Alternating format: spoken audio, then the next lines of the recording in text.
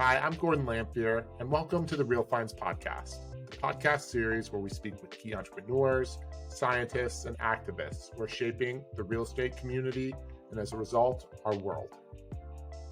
In today's episode, we'll be talking to Emmanuel Lavoie of Jetstream. Jetstream is a really unique platform that is shaping how we look at the hospitality industry. In the interview today, we're going to discuss the decentralization of the real estate industry, long-term changes in the hospitality industry, and Jetstream, which is a really unique asset for property managers that's helping expand the way in which property managers can get value out of their short-term rentals. This is Gordon Lamphere, and here we are with Emmanuel. He has one of the most interesting tech products I've seen in a while. He's really revolutionizing some of the ways that hospitality booking is done. And Emmanuel, I'd like you to start us off. Tell us a little bit about yourself. Thanks, Gordon. Pleasure to be here. Thanks for having me on your podcast. Yeah, I'm a mechanical engineer by training. Spent 10 years doing building consulting engineering, which frankly was somewhat interesting, but somewhat kind of boring. And so I got tired of selling hours for a living. So eventually I started a business in that, sold it, and joined Jetstream, which was then called LeaveTown. LeaveTown.com is still our direct channel, and joined my good friend in the business. And it was just a tiny little weeny thing then. I knew nothing of hospitality tech. I've never worked with software developers in my life. And here we are 8 years later, and we've had a wild journey, which I'm sure we'll talk a little bit about on this show. Yeah, we're going all guns blazing, and we've created a very unique solution technology offering for the brokerage, real estate, realtor space, which I'm excited to tell you about today. So one of the most interesting things about you is that you started out in a really fundamental, down and dirty part of the real estate industry, the HVAC area. So could you tell me a little bit about HVAC and what you did in a previous life? Yeah, I can tell you what this day that I really realized I was in the wrong side of the business. I'd visited a customer of mine in Sacramento, and he was on the marketing of real estate side, and I was there to do a boiler energy retrofit kind of study. And we walked into the building, and he went right into the marketing office where there was a lot of young and attractive people. And I went into the boiler room of this like 60-year-old building, crawling around, sizing, taking measurements of ducts and size and stuff. And I really, that day was a profound day in my life. Like, wow, is this what I'm going to do for the next 30 years of my life? But that's an anecdote. But really, what I did was, it was interesting. I mean, I worked on anything from very, very large homes, all the way to healthcare, commercial buildings. So one of my last projects was an elementary school where I designed the entire mechanical system. It was geothermal, and it became the most energy efficient school in that school district. So there's a lot of good that comes out of being an engineer, because you actually create parts of buildings that are going to be around for 50 to 100 years. And if you make them energy efficient, yeah, you've contributed to society. So I like that part of it. I just didn't like selling the hours part, and even it's even worse than that. You're actually pre-bidding on a project, and you're like, well, it's going to cost me 80 grand to design this. And 6 months later, there's been 17 revisions by the architect, and you're like, well, can I have an extra? And they're like, no, you said it was going to be, X amount of money. And it's just, no thanks. I didn't need that. So can you tell us a little bit more about selling the hours and kind of your mentality and how that has inspired you? Because I think one of the things that's particularly interesting about the real estate business is you have such a wide swath of people who are selling hours, and then people who are working in a completely different world. Yeah, very good point. And that's why I love the real estate side so much, by the way, as well. It's a new discovery for me. But on the selling hour side, I graduated mechanical engineering, but the last year you had to do specializations, and a lot of my peers were doing kind of specializations in line for a master's degree in something related to engineering. And all my specialization courses were around the business side of things. So I think I naturally had a really strong interest in business. And I read E-Myth back in the day, and it was like early 20s. And I know late 20s. By then, I'd started my own consulting engineering company. But essentially, in the quadrant of rich dad, poor dad, I'd gone from an E to an S. I was now a self-employed engineer. which is probably the worst quadrant, to be honest with you, in many ways. And reading the E-Myth kind of crystallized like, oh yeah, this is not a good business if you want to grow a business. It could be a good quadrant for all kinds of other reasons, but for what I wanted in my life, it wasn't the right quadrant. Not that the quadrant model comes from E-Myth, but E-Myth helped me kind of understand that idea. And all of a sudden I realized the only way to make more money in this space was to charge more hours, more billable hours, which means you have to hire more people to charge more billable hours. And even then, at the end of the day, when you sell the business, it's not worth a lot of money. So all of that's like, I need to get out of here. And it took me a while. First of all, I had to sell my business. Then I did a 3-year journey for the acquirer. And I didn't have to. I just felt that was kind of needed just to do good on their purchase, even though it was a tiny purchase in retrospect. Yeah. So it was a 9-year journey, all said and done in that world. So, understanding the value of your time, is that what Yeah. inspired you to move on to kind of a more risky, more out there passion? Yeah. Yes. Again, I'm not a software developer, but I'd been seeing this kind of the ability to write software that repeats the process, obviously, as we all know. I don't need to explain. So I wanted to be part of that in some capacity. And just by luck, my business partner today, but friend then, him and I met paragliding on top of a mountain, kind of said, hey, I got this little thing. Why don't you come and join me in the business? And I did, and I took a salary cut, like a big salary cut. I was mid 6 figures, and all of a sudden I was a lot less than that. And I was kind of late mid 30s then, and I kind of looked around after a year and a half, and we still hadn't figured out product market fit, and I'm still making not a lot of money. And I remember thinking, am I doing the right thing here? Because I'm watching my peers and my friends continuing their career. But you hustle, you scratch the surface somewhere, and you hustle hard enough, you're likely to find something. And we did find a product market fit, and that was the real launch of this business. So, can you talk a little bit about how you found a market fit? Because I think it's a particularly interesting journey that you've taken from originally leavetown.com, and now you're in a similar industry, but it's a little bit different. Yeah. So leavetown.com, which is still our direct booking channel, the original goal of leavetown.com, which is what I came into the business in, was we were trying to create an OTA. An OTA is slang for online travel agency, which is booking.com, Expedia, even Airbnb, even though that's an OTA with a strong community aspect, it's all places to book travel. And we were foolish to think that we could somehow compete against booking.com and their $6 billion a year of AdWords spend. Anyway, so we went at it, but it was a really cool site. In a way, the branding was much better than it is today. Back then, it was trying to be this Canadiana, bears and moose and all this thing. So we would go to all these resort companies, condo hotels, which we have a lot here in Western Canada on the ski slopes, the kind of inventory you'd find in Breckenridge and Vail and this and that. And we'd say, would you want to be on leavetown.com? And of course, everybody would say yes, because it was such a cool site. But in reality, we weren't making any money with leavetown.com. But what we were doing manually, and we didn't even tell our partners back in the day, although we could have, but we didn't, and we should have in retrospect, is we would put their listings on VRBO and eventually on Airbnb manually. No APIs, no tech, just manually updating calendars and stuff. It was super messy. But of course, then we would get bookings because that's where the eyeballs were. And then we would call the resort, say, hey, we have a booking. Are those dates still open? Because obviously we don't have a live availability feed. And by hustling this for so many months or years, eventually Airbnb and Vrbo both said, hey, wow, you got a lot of great inventory. Would you build an API to feed it to us? And that's more or less at the time all of a sudden the light bulb went off and we realized it wasn't about leavetown.com. It was about software and connectivity in the background. Yeah, it's fascinating how sometimes really getting deep into the the woods can configure the way in which you really find where that true value add is. So, 100%. Yeah. And go ahead. Sorry.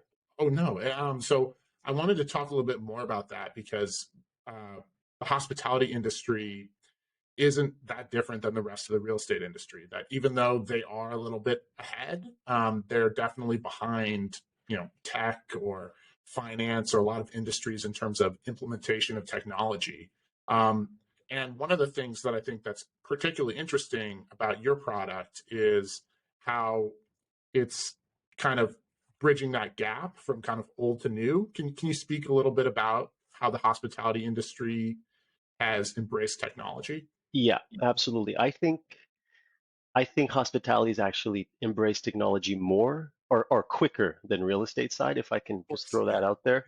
Yeah. Um, yeah, so what we solved in that space is we were the first to bridge the software gap between traditional hospitality and their software systems. And traditional, I mean hotels and condo hotels, Yeah. and new to them marketplaces like Airbnb and Vrbo. Okay, that was our role. So in order to do that, we had to not only bridge software, but we had to provide hospitality because we're the ones responding to all the inquiries on VRBO and Airbnb and so on. So we're kind of this outsourced hospitality tech solution for these large companies. Like most people listening to this will know IHG, Intercontinental Hotel Group. We work with 600 of their hotels. So it's that kind of scale of hotel company. And yeah, they were, I'd say, within hospitality, I think in some ways the hotel industry was early to adopt some technology back in the 90s and so on, but a lot of their tech today is a bit legacy and archaic. And the more modern tech you'll find in hospitality is the more modern property managers who have distributed assets. Because you need to have better tech when you have 100 homes in Nashville, Tennessee, with different addresses and different linen packages than when you have one building with 100 units served by one elevator where your cleaning people can just walk around with a cart and serve all of that, right? So that's where we have the more progressive. And then by chance, and we can talk this a bit more, but we essentially landed offering something on the real estate side where we're bringing our hospitality tech experience and now putting it into the hands of real estate people. Yeah, I think that would be fascinating to hear a little bit more about that. I think one of the things, and I think this goes along with it, that makes your product so much of a game changer is how you incorporate smaller shops into the business. And I Yes. think that's what you're talking about. And if you could elaborate on that, I think that'd be phenomenal. Yeah. So I just love stories or Genesis stories because to me they always paint the picture. Well, how did you end up doing this? And what do you? About 18 months ago, we had a broker, a single broker owner on Cape Cod. She found our website, and our website never talked about working with broker, but she said, I'm a buyer's agent mainly.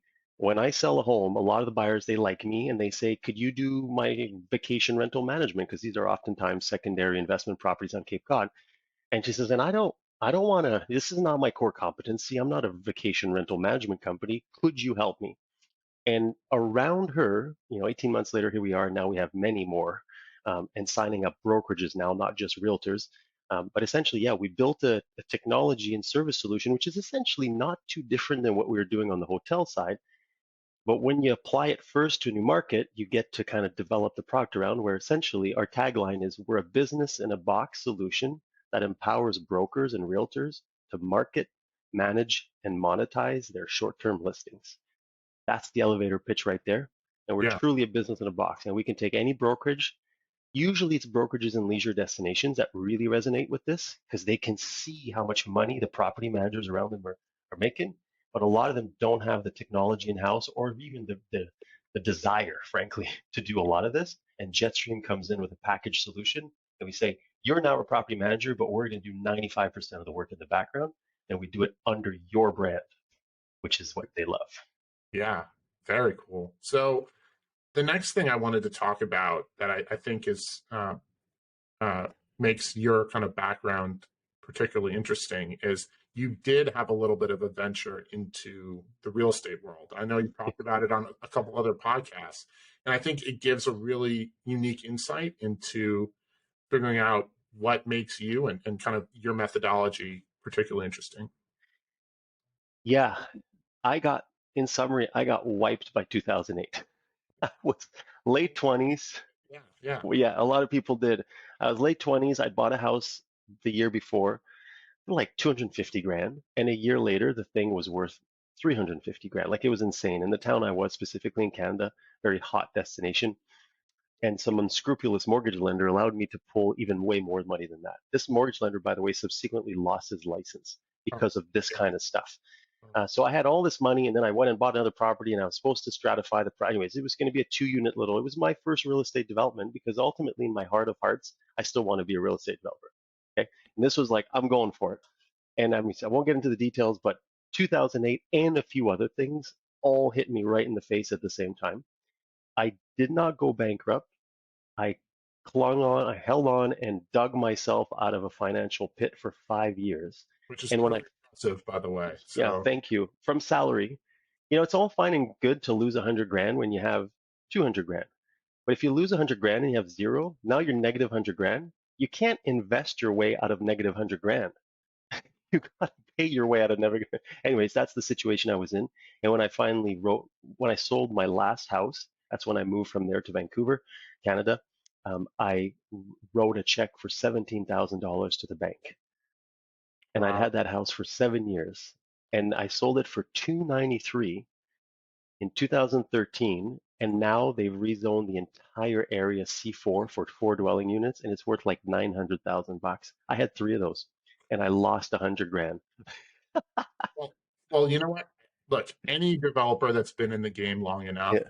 knows that the market goes up and the market goes down, and there are plenty of successful real estate entrepreneurs and developers that lose, and they end up winning often somewhere else. So Oh yeah, I think exactly. I think the big Yeah. win is Jetstream and LeaveTown.com. So Yes. if we can go back to Jetstream and LeaveTown.com, I think I'd like to focus on kind of what your ultimate value add is. I think one of the things that makes you guys special is you work with basically what 4 or 5 different types of commercial real estate folks. You work with your managers, you work with your larger, more traditional businesses.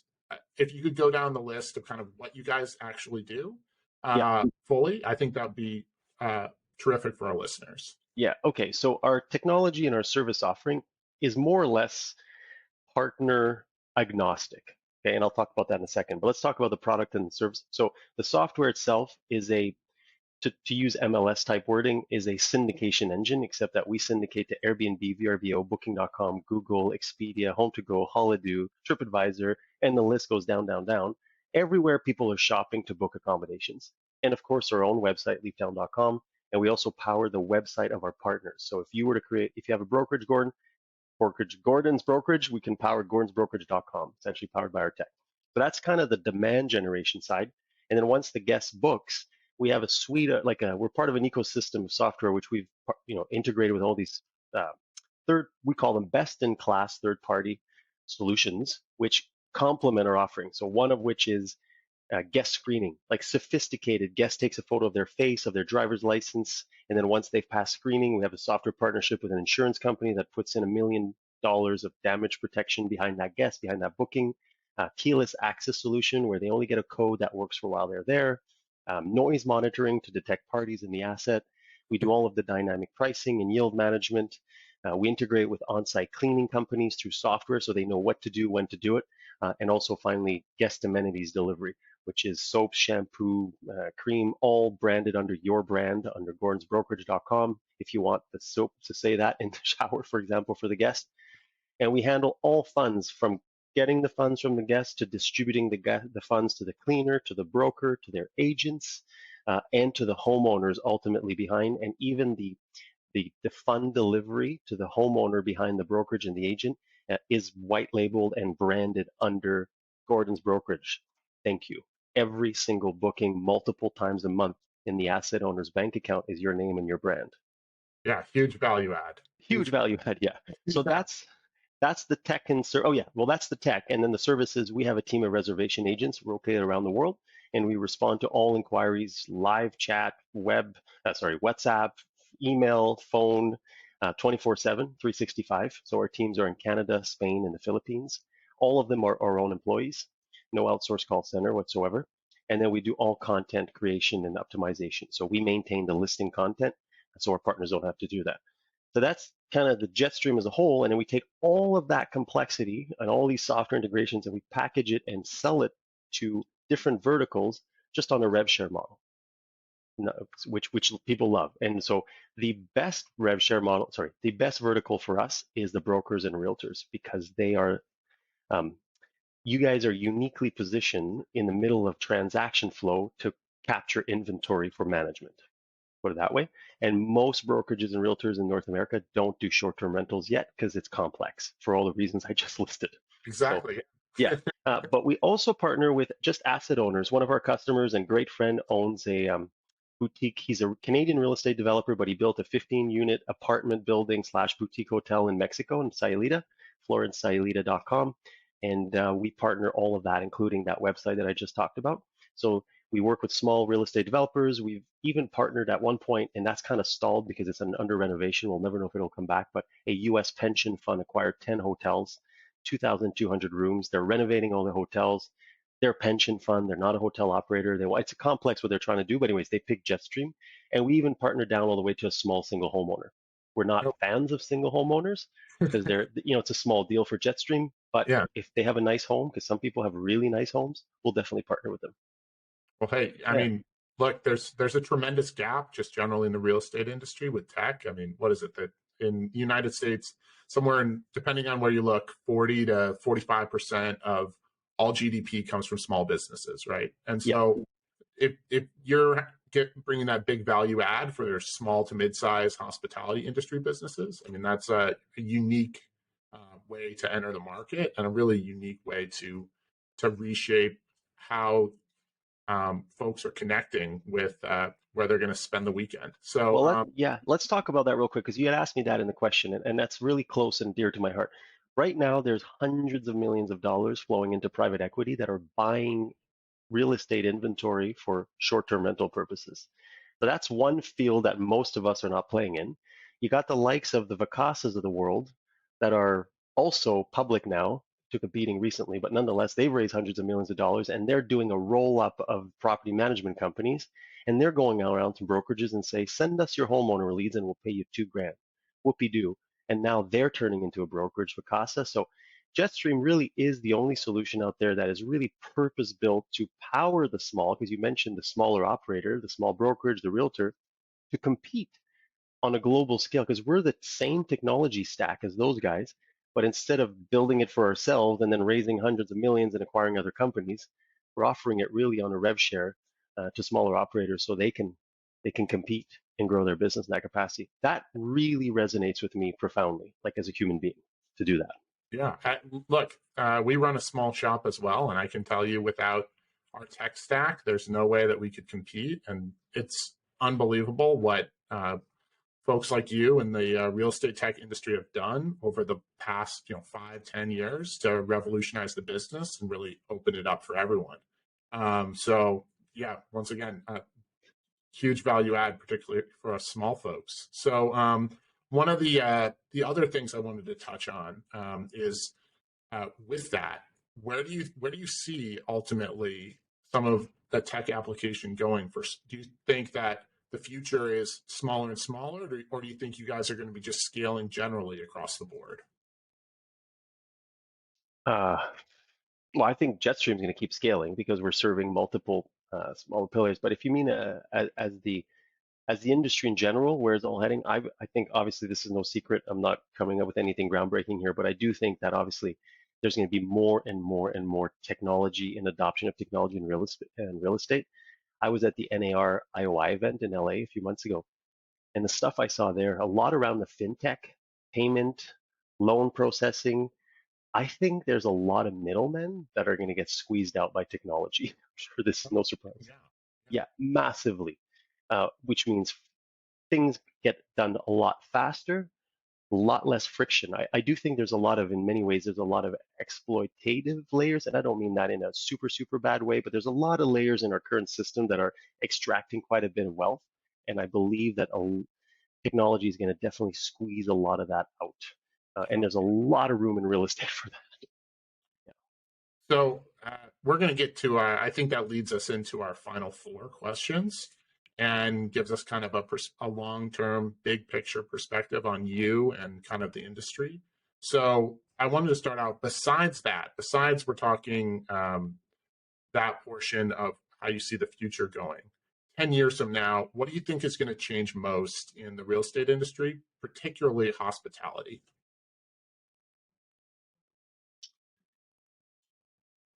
I I'd like to think that there will be a democratization of of the yeah of the people who can participate in this rewarding and exciting industry. And I know I'm sort of plugging Jetstream here, but I'm actually seeing examples of this. Not too long ago on the hotel side, in hospitality, before the advent of Airbnb and the do-it-yourself vacation rental management, hospitality was a big money game with large hotel chains, big expensive technology stacks, and then all of a sudden Airbnb comes in and goes, "Hey, you could rent your spare bedroom and make extra money." Okay, well that's a massive disruptor, and we all know that. And then people started saying, "Well, I could do 10 Airbnbs." And then so software has been building around that, and we're that flavor, we're that generation of software that is empowering kind of just about anybody to now do short-term rentals or vacation rentals. Give you an example, one of our really unique customer base, which we just signed up another one last week, is cleaning companies. Oh, So wow. back to the whole selling hours for a living, cleaners sell hours for a living. It's like $200 per clean or whatever it may be. Right? And they enjoy the relationship with the asset owner. Well, by powering with Jetstream, now all of a sudden they can be a local property management company and they can still do the hours per clean, but they can also do a percentage of the booking, which is kind of moving up in the economic world. So that's another flavor of somebody else that can now play in this game. I was speaking to a good friend of mine recently, and he had this wonderful idea of creating these mixed use buildings in urban cities where the artists are being gentrified out of communities. And he's like, I would just love to do a building where it's half long term living for artists, hyper subsidized, and then the other half short term to pay for the other half as a not for profit. And I'm like, wow, what a great idea. And he's like, and of course, I'd want to work with Jetstream. So yeah, I just think the technology is going to enable more and more ideas and yeah, democratization of access to the opportunity is what we're going to see more. Yeah, fascinating. And that last example with really true placemaking is phenomenal. I know personally, I have a lot of friends from a past life in New Orleans, and they're just really struggling to keep that culture, keep that community that brings people in, and all those ideas of placemaking. That would be a phenomenal change in the industry. Yeah, So the next thing I wanted to talk about is if you could travel back in time and you could give give yourself some advice on your career, what would it be? Because ultimately, when we all reach kind of a point where we start to get things humming in our career, we realize that we've done so many things to get there that we might change. yeah. I would definitely give myself the advice, and I would give it to all the listeners that and real estate knows this more. I came from a traditional university degree, 5 years mechanical engineering, never really liked it, but I just, I needed a degree in this and that. And then I graduated, well, I might as well work in this thing because I studied it and this and that. And 9 years later, I finally left and really didn't like those 9 years of my career at all in many respects. I think I would just say, go for it. You have a brain, just go and work hard. I think I just saw the world much more siloed before. It's like, well, that's what I studied. This is what I need to work. And it's not like that at all. And I think that's in many ways what I've enjoyed so much of the real estate space. I just was at the NAR event in Orlando. Um, is to see how your degrees and your like that doesn't matter at all. Color, shape, size, anything doesn't matter. It's your hustle, and you can make 20 grand a year, or you can make $1 million a year in this industry in real estate. And it's all how hard you work and how networked you are. I love that. That's true to my roots. I'm into So that. yeah, so I would say to my younger self, trust it, just go for it. It'll work Well, out. yeah, I like. 100% in agreement. I think an ounce of grit is what it takes, and having faith in yourself is Yeah, probably the best darn advice you can give anybody on this podcast. So one of the final four that we always try to ask folks is, what real estate or business books have you read that inspired you? And I know you've mentioned a couple, and that's fine if those are your books. But what should our listeners be out there reading? I haven't read, and that's not to say I'm not saying there's none out there. There's a million out there. But in terms of the ones that really, I mentioned already the E-Myth. That's, I mean, it's a classic. I know it's old, but it's, but No, the other one that really shaped my mind, and these are old, is why I'm like maybe it's not as relevant, but to me it was the world is flat by okay. Friedman. That, and I think they've created a new version, Revisited, which I haven't read yet. or that book also blew my mind back in the day. So those are two. Recently, I read the Netflix No Rules Rules, more around culture, and we've certainly had everybody in the company read the book uh, around, how did Netflix scale to be so big yet still so creative? How do you kind of culturally build in the ability to be hyper nimble and responsive and creative? That's a tough question for most companies, and that book I thought was a really good template for it. Oh, oh yeah. I mean, Yeah, tremendous template. And Thomas Friedman is phenomenal as well. I mean, the whole scalability of the modern world with the yeah, internet is something that I don't think people 20 years ago even imagined. And now we still can't imagine how much the world is changing. yeah. Exactly. And with crypto now, and I'm not a big crypto, but like the whole blockchain that opens this again, like a new frontier again, what that means and what that means for fintech and so on. And this has come some of the applications where I'm like, oh boy, some people are going to get disrupted here pretty good.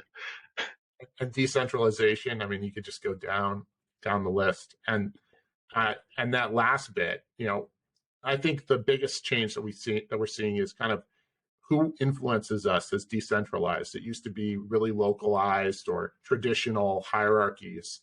And so the last question we always ask is, who has influenced you the most in terms of, building your tech platform? And if so, is this a person that we'd like to have on the podcast? Yeah. Well, in the day to day, my biggest inspiration in business has been my business partner. He'd already had a successful tech exit by the time we met. And he kind of seen me work and hustle and thought, I should be good to have this guy in the business. And he's my friend. And yeah, what Mike Liverton's his name, he brings that hustle factor to the a millionth level. Uh, and that's inspiring because that's back to, I didn't know that part of anyway. So I have a lot of inspiration from him. You can certainly have him on the podcast, but a lot of the story would be the same as myself. I have another name though for you for this. Okay, all Uh, right. have you heard or talked to Daniel Dubois in Canada? I've heard the name, but I haven't Okay, talked to so we bought his business in the early days of Jetstream, before we figured out really what we're all about. We did this acquisition. It was just a share purchase, and we inherited all of his investors. And he's definitely a child star prodigy, not child, but young, like early 20s prodigy at the time, Daniel. And it was like an Airbnb for outdoor gear, share shed. Nothing ever came of it, but he then, he went on to work for Airbnb, and now he's got a really cool concept called Key Living. him. And Okay. I think that would be interesting for your show because that's a Yeah, very also disruptive idea for real estate. very cool. Yeah, no, we have to bring him on. So in the end, I think you're an unbelievable asset to reach out to if you're someone in the hospitality industry, if you're looking to really revamp your business and you have a huge value add. If someone wanted to reach out to you, where's the best place to get in contact with you? Yeah, very open. So our website is Jetstream Tech, TECH.io. That's our website. You can find me on LinkedIn. My last name is Lav, like Victor, OIE, Lavoie. Type Lavoie Jetstream, I'll probably come up. Google, and you can also email me directly, which is my first name is Emmanuel, which is EMMANUEL at jetstreamtech.io. Emmanuel, thanks for Yeah, on the podcast, and we appreciate it, and we hope to maybe have you on soon again. Thank you I so would love that. much. Thank you so much, Gordon. Take Thank care. you. And if you enjoyed the podcast, please give us a like, a 5-star rating, or a review. Your comments and interactions and subscriptions matter for the podcast algorithm, and they help us continue to get guests our viewers want to listen to and learn from. You can follow us on YouTube, Spotify, and wherever you get your podcasts. I'm Gordon Lamphere with the Real Finds Podcast. Thank you for listening.